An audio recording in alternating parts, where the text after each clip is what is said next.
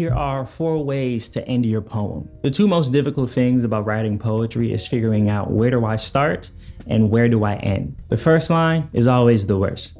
Where do I start? That's everyone's conundrum. The last line is tough. Where do I end? How do I stop?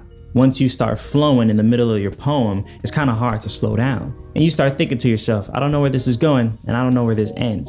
So here's how to end your poem. 1, you can return to the beginning. Your first line, if it's good enough, can also be your last line. And there's something very magical about a full circle moment. It feels complete. It feels like you're closing the loop on your poem. So if you have a good first line, you might want to consider bringing it back as your last line or altering it a little bit to finish your poem. 2, push them off the cliff, as in don't even write an ending.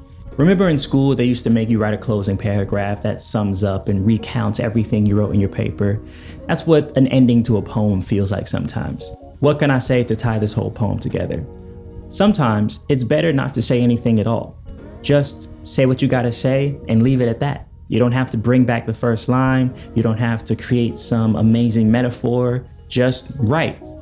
And when you run out of things to say, stop writing.